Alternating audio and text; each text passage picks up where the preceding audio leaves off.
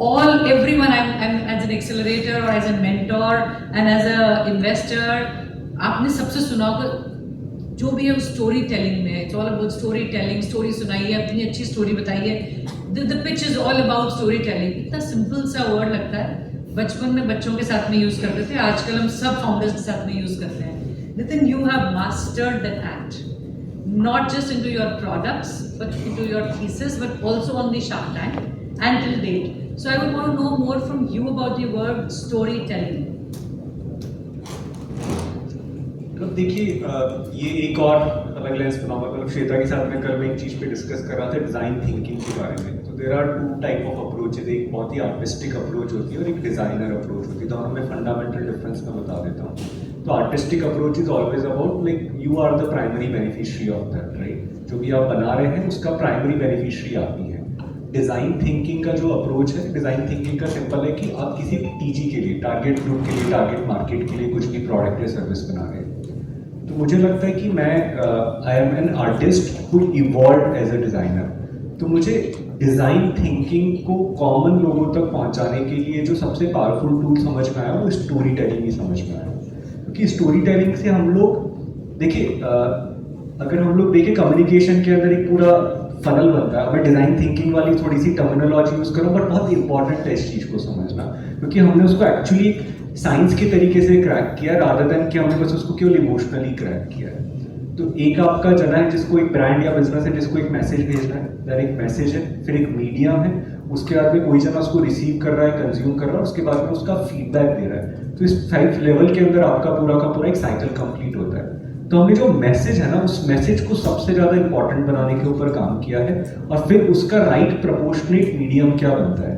अगर आप shark tank की बात करें, और शार्क टैंक एक बहुत ही कैसे पॉपुलर कीवर्ड हो गया किसी भी चीज़ के बारे में बात करने से, कि प्रोडक्ट के आगे शार्क टैंक लगा दो तो उससे अटेंशन मिल जाएगी, या ब्रांड के आगे शार्क टैंक लगा दो तो उससे अटेंशन मिल जाएगी। बट जो रियल बात है वो यही है कि उसके अंदर एक्चुअल में उसकी कहानी क्या है, जो भी वो बात कर रहे हैं उसमें कन्विक्शन कितना है। अगर आज हम लोग इंडी गिफ्ट्स की बात करें तो जो भी प्रोडक्ट्स हम लोगों ने इंडी गिफ्ट्स के अंदर बनाए हैं वो सारे प्रोडक्ट्स एक पर्सनल एक्सपीरियंस के लिए बने।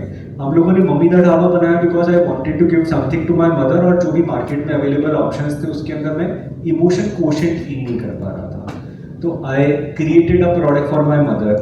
देन हम राखी की बात करें तो राखी में हमने सीड राखी बनाया। मतलब मैं जो भी आपको प्रोडक्ट बता रहा हूँ वो बहुत ही सिंपल प्रोडक्ट है। हमने कोई भी ऐसी चीज़ नहीं बनाई जो बिल्कुल एक्सक्लूसिव और बिल्कुल वो टॉप ऑफ द फनल की तरफ आती है।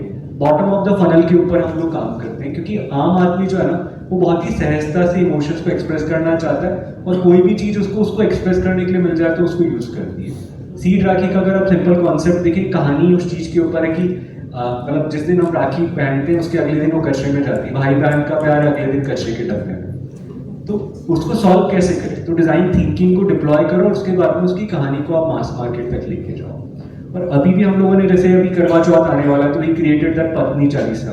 मतलब पत्नी चालीसा को अगर आप देखें बहुत ही सिंपल सी बात है ना। मतलब आप देख रहे हैं कि आपको अपनी वाइफ को या स्पाउस को आपको एक बार के लिए अपना एक इमोशन को जताना है, तो आप उसको जताने का तरीका ही नहीं ढूंढ पा रहे। बट अगर एक कहानी के साथ में एक प्रोडक्ट बन जाता है तो वो आपके इमोशन को इनेबल करने के लिए एक यूज केस बन जाता है। तो कहानी इंपॉर्टेंट है, बट इसके साथ में एक छोटी सी चीज़ जो मैं शेयर करना चाहता हूँ वो बहुत ज़्यादा इंपॉर्टेंट है शेयर करना इस प्लेटफॉर्म से, कि अगर हम शार्क टैंक के अंदर बात करते हैं और शार्क टैंक के अंदर हम लोग सोचते हैं कि it was our story which sold, तो मैं आपको वापस ये रीआइट्रेट करूँगा कि हमारी स्टोरी नहीं थी, वहाँ पे हमारी ऑनेस्टी थी, वो वहाँ पे गई थी। क्योंकि शार्क टैंक एक ऐसा प्लेटफॉर्म है, जब आप जाते हैं इतने बड़े सेट्स होते हैं, जिस चीज़ को आपने केवल टीवी के ऊपर देखा है, तो but obviously people who are from tier 2-3 cities, उतना एक्सपोजर नहीं होता है हम लोगों को। तो वहाँ जाके आपको क्या एक दिन पहले घुमा देते हैं पूरा का पूरा, मतलब 5 दिन का पूरा प्रोसेस होता है जब फाइनल शूट भी होता है। तो 5 दिन के अंदर क्या कराएंगे, जब शूट आपका 1 घंटे का होना है तो प्रिपेयर करते हैं आपको उस चीज़ के लिए। तो हम लोगों के लिए भी थोड़ा सा मुश्किल था कि यार वहाँ पे क्या ऐसा बोला जाए जिससे इन्वेस्टमेंट मिलेगा नहीं मिलेगा। तो we had right mentors with us, क्योंकि मेरे को इन्वेस्टमेंट के लिए तो वहाँ जाना ही नहीं था।